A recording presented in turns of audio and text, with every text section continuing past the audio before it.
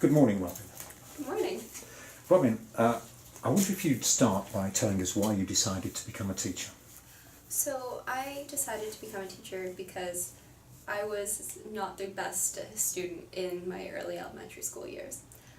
I have a learning disability in writing and in spelling, and before I was diagnosed and got the proper accommodations, I really hated school. I found learning to be incredibly frustrating. I had all of these great ideas and all of this knowledge, and I wasn't able to get it down on paper. And in a lot of elementary school, that's all that mattered at that point. So I was just so frustrated, and I began to hate school. I began to hate learning, and I would pretend to be sick. I would cause disruptions in the classroom. I would just do anything I could to get out of there.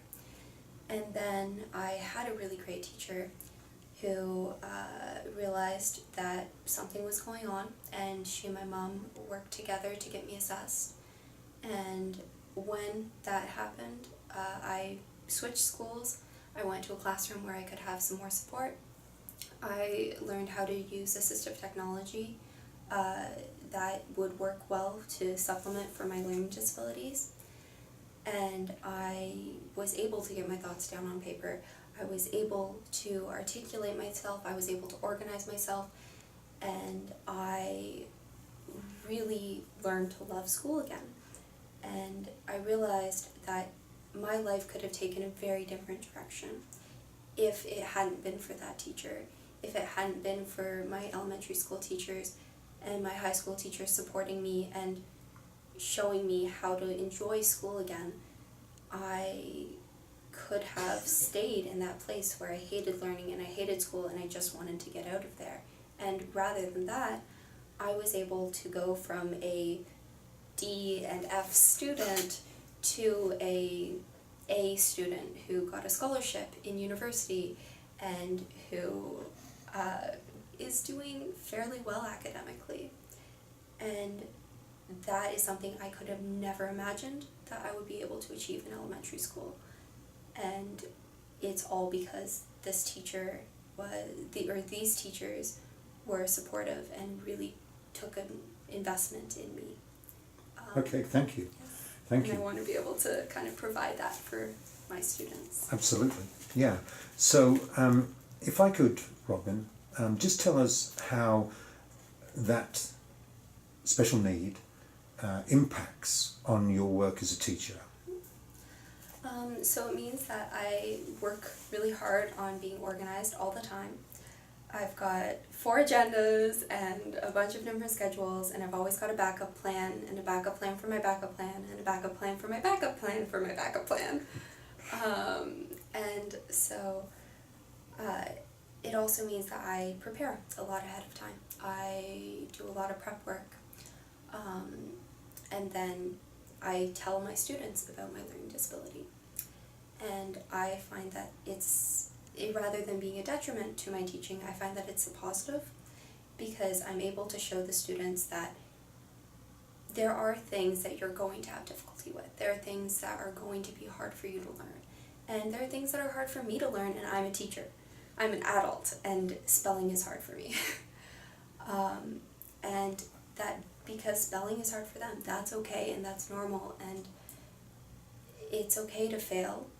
And I can show them this is how we react to failure. We don't give up, we try again, and we learn new strategies. And I think that it also helps me to teach the students to be more accepting and to acknowledge the differences or the difficulties that they might have and the difficulties that other students might have. So they're working so that they can be cognizant that they're not causing harm to other students or making other students feel bad by saying things like, oh, spelling is so easy, or math is so easy, and this is this is so easy for me, when another student might be struggling with it. Okay, thank you. Robyn, what would your ideal school look like? I really value a sense of community within a school. I really like it when the students know that not only are they supported by their classroom teacher, but they're supported by the entire school. That if they're having a problem, they don't necessarily have to come to me, they can go to the teacher at the playground and feel comfortable talking to that teacher and feel like that teacher is listening to them and is there for them. I also really value having those classes interacting, particularly when older classes interact with younger classes, because I feel that for the younger grades, it gives them somebody who's closer to their age that they can look at as a role model, and it shows them what they can achieve if they're diligent in school and what they're going to be like when they're older. And for the older students, it teaches them how to work with younger students, and it shows them how far that they've come since, because they were in kindergarten, right? And they had trouble reading, and now they're reading chapter books. And I think sometimes students have issues recognizing their achievement. I also think that it's really good for the students to kind of consolidate their learning, because when you're able to teach something to another person, it means that you know that thing really well. I always feel that teaching is the best way of learning. Absolutely. Because it also shows you where your flaws and where the holes in your knowledge are that you need to fill.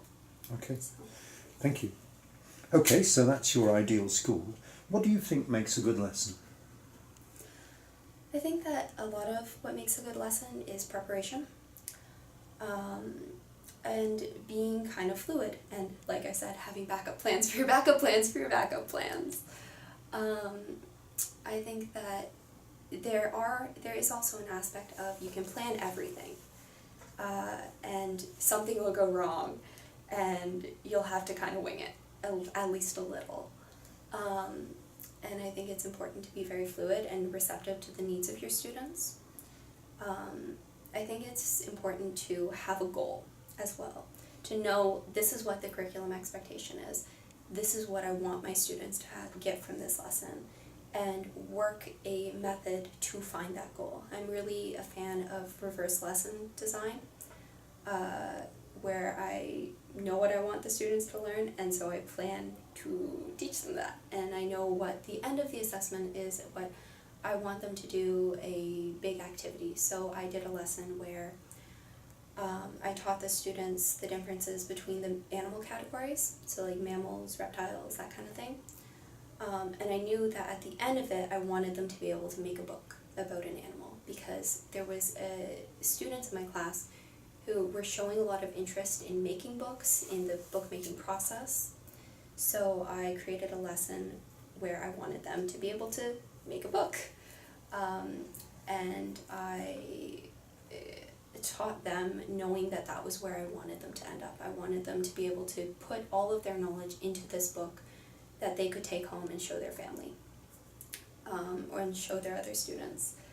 And I was really happy with how that lesson turned out, because at the end of it, I had a student who hated writing, he hated everything to do with drawing, and he was so excited by the lesson, and he was so excited by this book concept, that he brought it around and showed it to everybody in the class, and he brought it home to show his sister. Then he wanted to show the older students, and he asked me if we could bring his book to the kindergarten classroom so that we could show the kindergarten students so that they could learn.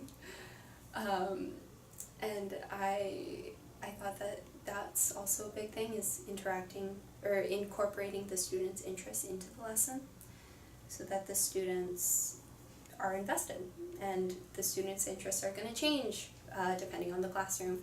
So I think it's important to take the class's needs into consideration and take the needs of your students. I also think it's really important to prepare your behavior management and classroom management strategies ahead of time, so that if I am teaching and I know that, let's say, Billy is having a tough time at the back of the classroom, and he's been having a tough week, that this is a point where he's going to have to sit at that carpet for 10 minutes, and that's going to be tough for him. So I'm going to work in a time where maybe I can ask him to go and get a ruler at the back of the classroom, and then that'll give him time to recenter himself. And I know that that's what I'm going to do if Billy is having difficulty at the carpet, and I know that that's my strategy, so that when it happens, I'm not scrambling to try and figure out what to do about it. Okay, thank you. Robyn, if we think back to your last practicum, what would the teacher of your class say is the area you need to work on? I think the biggest area I need to work on is my time management. So I have been putting clocks everywhere. I have specific clocks that I look at when I'm doing the lesson, and I put them in an area where I can see them very clearly. I also have visual timers that both I can see and that the students can see. So I'll plan my lessons ahead of time, and I know that this segment of the lesson will take 20 minutes. And so my discussion for the lesson can only be 10 minutes long, or it can only be 5 minutes long. So I set my visual timer, and I'll tell the kids, we're going to be at the carpet for the next 5 minutes. And I can look at that, and then I also find that, and when I can look at that, I can look at that and see, okay, I'm 3 minutes in, I've got to finish this up in 2 minutes, and then we can move on to the next activity. So it helps me stay on track. And then I think it also helps the kids, because let's say they're getting a bit antsy or they're getting a bit bored of the assignment, they can look at the timer and say, okay, I might be getting a bit, having some difficulty with this task, but it's only 4 more minutes. And I can stay with this task for 4 more minutes. Thank you. Thank you. And what would this teacher say are your strongest attributes as a teacher? The teacher had said that she thinks that I'm very good at acknowledging